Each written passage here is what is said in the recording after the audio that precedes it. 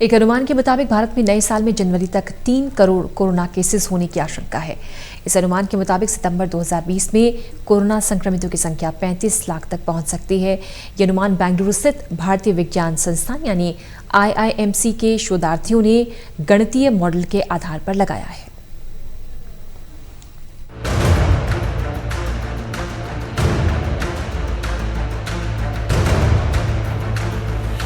Corona की रफ्तार बढ़ने लगी।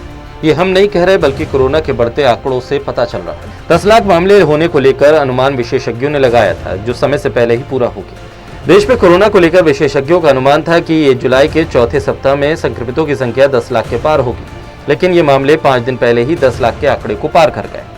विभिन्न गणितीय मॉडल के आधार पर विशेषज्ञों ने बीते जून माह में ही कोरोना के रोजाना बढ़ रहे मामलों को लेकर आगाह किया था। बावजूद इसके पहली बार सबसे ज्यादा कोरोना के मरीज जुलाई माह में अब तक सामने आ चुके हैं। 1 जुलाई से लेकर 16 जुलाई के बीच देश में 5 लाख से अधिक केस मिले, यानी जुलाई अंत तक आंकड़ा 7 से 8 लाख के बीच हो सकता है। मरीजों की संख्या 20 दिन में दुगनी हो रही है। इस रफ्तार को रोकने के लिए सरकार के उपाय फिलहाल नाकाफी है। विशेषज्ञों का कहना है कि अभी भारत कोरोना वायरस के पीक से दूर है। सफदरजंग अस्पताल के ही डॉक्टर जुगल किशोर का कहना है कि मरीजों की संख्या भले ही लाखों में हो, लेकिन उन्हें नहीं लगता कि ये कोरोना का पीक है।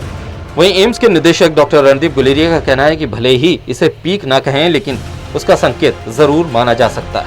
ये मानना है कि पीक जो है हर अलग अलग क्षेत्र में अलग अलग टाइम पे आएगा। अगर हम दिल्ली की बात करें तो केसेस दिल्ली में कुछ हद तक कम होने लगे हैं, लेकिन कई ऐसे राज्य हैं जहाँ पे केसेस कुछ तक बढ़ने लगे हैं। बिहार है, असम है, तो इनके भी केसेस थोड़े से बढ़ेंगे। इनका पीक बाद में आएगा और फिर केसेस कम होने लगेंगे तो आएगा, और मुझे लगता है फिर आस्ता आस्ता सारे देश में जो है कुछ महीने में कम होने लगेंगे केसेस। लेकिन ये कोई नहीं जानता कि हकीकत में कोरोना का पीक भारत में इटली जैसा होगा या अमेरिका की तरह। बेंगलुरु स्थित भारतीय विज्ञान संस्थान के शोधकर्ताओं ने भी गणितीय मॉडल के आधार पर अगले वर्ष जनवरी तक भारत में मरीजों की संख्या करीब 3 करोड़ होने की आशंका जताई। आगामी 1 सितंबर तक देश में मरीजों की संख्या 35 लाख हो सकती है। इसमें से संक्रमित मरीज 10 लाख और 1,40,000 लोगों की मौत भी इसमें शामिल है। ठीक इसी तरह 1 नवंबर तक मरीजों की कुल संख्या 1 करोड़ 20 लाख होगी। साथ ही वायरस के चलते तब तक 5 लाख लोगों की मौत हो सकती है। भारत अब दुनिया में तीसरा ऐसा देश बन गया है जहां कोरोना संक्रमितों के मामले 10 लाख के पार हो चुके हैं। कोविड-19 के 10 लाख मामले पार होने वाला अमेरिका सबसे पहला राष्ट्र बना था।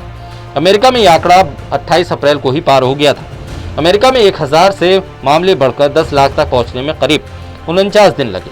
इसके बाद 19 जून को ब्राजील दूसरा देश बना था, जहां कोरोना वायरस के 10 लाख मामले हुए। ब्राजील में 1000 से 10 लाख तक पहुंचने में 91 दिन लगे थे। हालांकि भारत में 1000 से 10 लाख तक पहुंचने में ज्यादा समय मिला।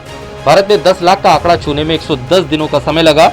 1 मार्च को भारत 38वें स्थान पर था, 1 अप्रैल को 35वें स्थान पर, 1 मई को 16वें स्थान पर और 1 जून को 7वें स्थान पर था। अब अमेरिका और भारत के बीच कोरोना टेस्टिंग के मामलों की बात करते हैं तो टेस्टिंग के हिसाब से देखा जाए तो अमेरिका टेस्टिंग में भारत से काफी आगे। अमेरिका में कोरोना वायरस के लगभग 37 लाख मामले, वहां की जनसंख्या 33 करोड़ के आसपास है, यानी अमेरिका की कुल जनसंख्या का 1.13% हिस्सा कोरोना संक्रमित है। यह आंकड़ा और भी ज्यादा हो सकता है अगर हर किसी का टेस्ट होना शुरू हो जाए। इस महामारी का एक दूसरा पहलू टेस्टिंग करना भी है। भारत में अब तक 1 करोड़ 31 लाख लोगों की टेस्टिंग हुई है। अगर बात करें जनसंख्या के आधार पर तो भारत ने अब तक हर 10 लाख लोगों पर 9,567 मरीजों का ही टेस्ट किया है। अमेरिका ने प्रति 10 लाख आबादी पर 1,39,455 टेस्ट किए हैं। अमेरिका का पॉजिटिविटी रेट 8.1%, तो भारत का पॉजिटिविटी रेट 7.7% है। अगले वर्ष जनवरी तक भारत में मरीजों की संख्या करीब 3 करोड़ होने की आशंका बताई जा रही है। अब देखना होगा कि विशेषज्ञों का यह अनुमान कितना सही साबित होता है। Special desk total news.